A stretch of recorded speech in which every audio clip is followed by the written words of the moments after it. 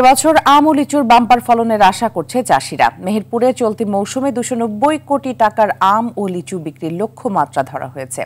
এছাড়া রংপুরে হাড়িভাঙা আমের ভালো ফলনে ভাগ্য পরিবর্তনের স্বপ্ন দেখছে কৃষকরা। প্রাকৃতিক কোনো দুর্যোগ না হলে এবার উৎপাদন লক্ষ্যমাত্রা ছাড়িয়ে যাওয়ার আশা সংশ্লিষ্টদের। এ নিয়ে আরও থাকছে আব্দুল হামিদের প্রতিবেদনে। মেহেরপুরে এবছর 2366 হেক্টর জমিতে আম ও 725 হেক্টর জমিতে লিচুর ফলন এসেছে। কৃষি বিভাগের তথ্যমতে প্রায় 170 কোটি টাকার আম ও 120 কোটি টাকার লিচু বিক্রির লক্ষ্যমাত্রা ধরা হয়েছে এ মৌসুমে।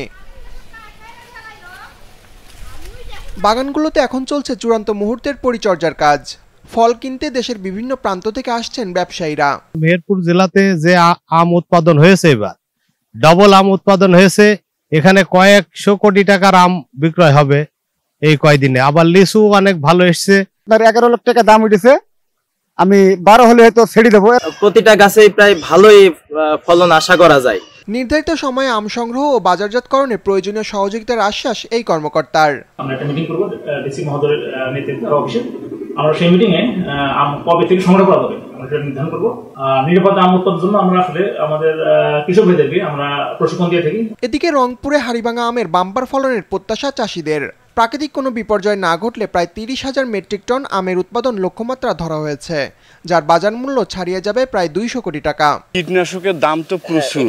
1 কেজি কেব্রিওটপ নিবে গেলে 4,500 টাকা লাগে।